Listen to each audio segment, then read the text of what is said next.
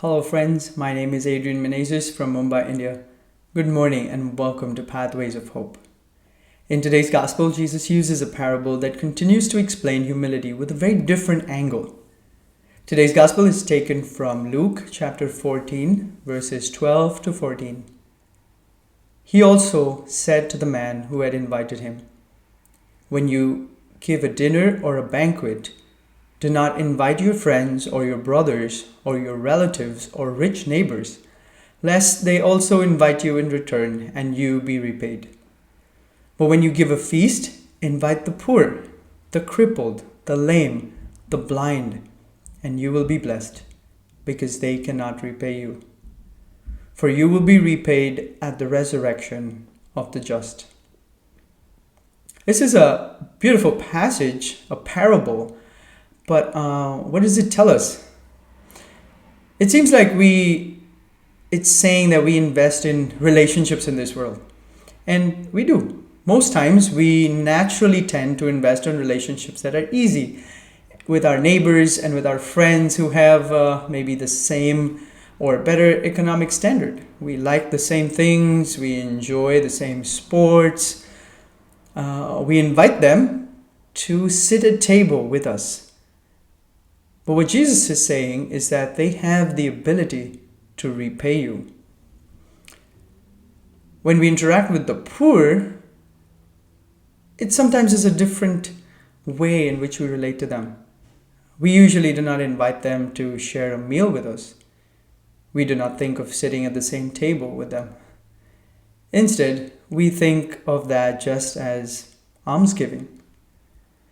We may give to them, but we tend to maintain like a safe distance from them. We don't bring ourselves into real communion with them. Philippians 2 says, Jesus, even though was God, did not choose equality with God a thing to be grasped or to be held onto for his own advantage.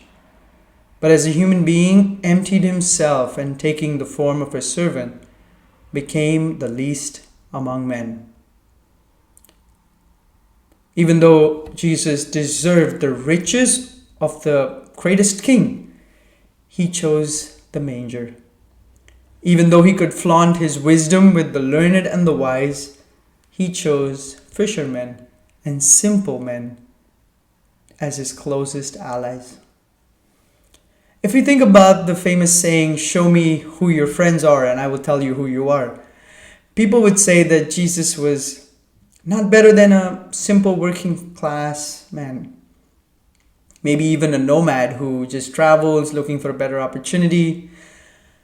Someone who does not have a lot to show or brag about for himself. But he's the King of heaven and earth. And he gave everything to the people who could never repay him. He became one with the lowly, with the sinners, with those who were looked down upon by everyone. He poured himself out in humility. Humility is one of the virtues that Jesus repeated very often, and he repeated to his disciples, to the crowds in general. But he also repeated that to the Pharisees and the scribes. Jesus himself, being completely man, clearly understood the desires that we as human beings have to be proud, or the desires we have for fame, or the desires we have for gaining material things or riches. He knew that the human heart desires these things, and that we see these things as good and pleasurable.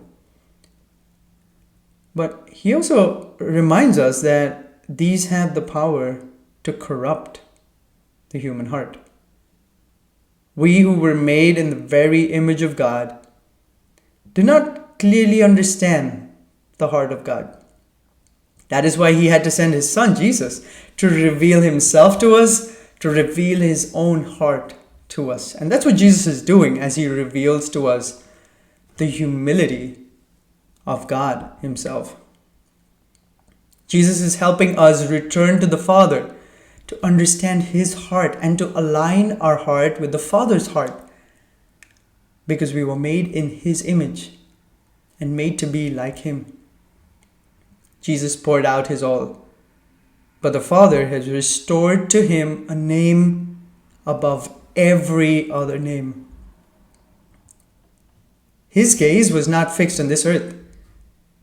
We need to lift up our eyes to the heavens as well.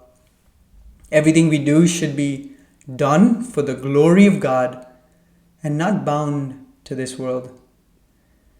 We are called to be humble and not to be ashamed in being associated with the lowly, with the weak, with the poor, with those in need. Matthew 5 says, "Blessed are the poor in spirit, for theirs is the kingdom of heaven." May we live as people who belong to the kingdom of heaven. If you've been blessed by this reflection, please share it with your friends and family. Again, this is Adrian Menezes, and may the Lord help us grow in trust, hope, and humility. God bless you all.